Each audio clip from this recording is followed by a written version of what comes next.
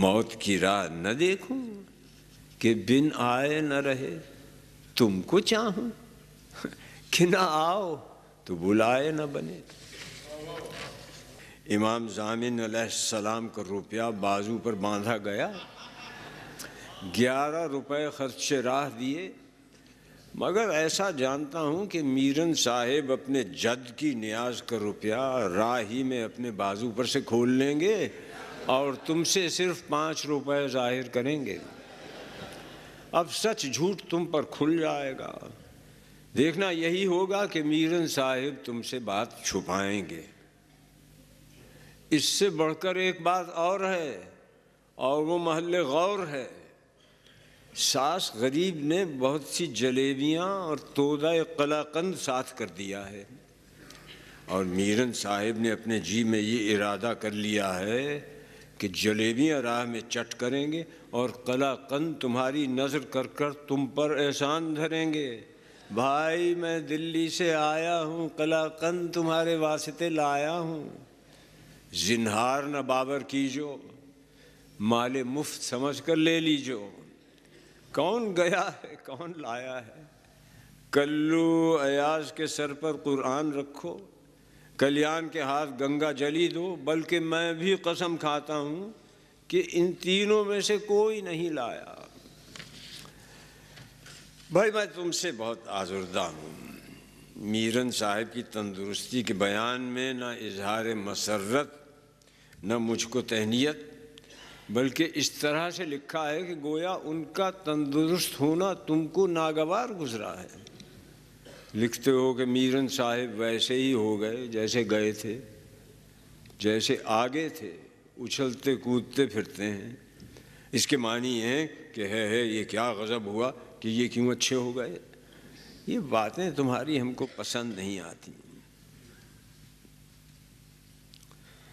بھائی منشی نبی بخش حقیر، مجھ کو تم سے بڑا تعجب ہے کہ اس بیت کے معنی میں تم کو تأمل رہا، موت کی راہ نہ دیکھوں کہ بن آئے نہ رہے۔ اس میں 2 استفہام آن پڑے ہیں کہ وہ بطریق تان و تاریز معشوق سے کہے گئے ہیں۔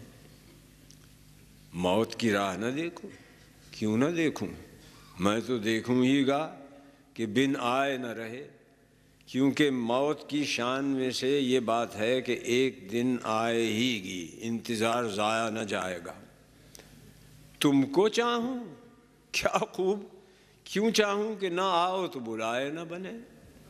یعنی اگر تم آپ سے آئے تو آئے، اور اگر نہ آئے تو پھر کیا مجال کہ کوئی تم کو بلا سکے۔ گویا یہ عاجز معشوق سے کہتا ہے کہ اب میں تم کو چھوڑ کر اپنی موت کا عاشق ہوا ہوں۔ اس میں خوبی یہ ہے کہ بن بلائے بغیر آئے نہیں رہتی۔ تم کو کیوں چاہوں کہ اگر نہ آؤ تو تم کو بلا نہ سکوں۔ بات یہ ہے کہ پڑھنے میں تم کو چاہوں کہ نہ آؤ یہ جملہ ملا ہوا سمجھ میں آتا ہے تو آدمی حیران ہوتا ہے۔ تم کو چاہوں الگ ہے، نہ آؤ تو بلائے نہ بنے یہ جملہ الگ ہے۔ تم نے غور نہ کی، ورنہ خود بخود کیفیت اس تعریض و استفہام کی حاصل ہو جاتی۔ موت کی راہ نہ دیکھوں کہ بن آئے نہ رہے، تم کو چاہوں کہ نہ آؤ تو بلائے نہ بنے۔ نکتہ چیں ہے غم دل اس کو سنائے نہ بنے، کیا بنے بات جہاں بات بنائے نہ بنے۔ میں بلاتا تو ہوں اس کو، مگر اے جذبہ دل اس پہ بن جائے کچھ ایسی کہ بن آئے نہ بنے۔ غیر پھرتا ہے لیے یوں تیرے خط کو کہ اگر کوئی پوچھے کہ یہ کیا ہے تو چھپائے نہ بنے۔ کہہ سکے کون کہ یہ جلوہ گری کس کی ہے، پردہ چھوڑا ہے وہ اس نے کہ اٹھائے نہ بنے۔ موت کی راہ نہ دیکھوں کہ بن آئے نہ رہے، تم کو چاہوں کہ نہ آؤ تو بلائے نہ بنے۔ عشق پر زور نہیں ہے یہ وہ آتش غالب کہ لگائے نہ لگے اور بجھائے نہ بلے۔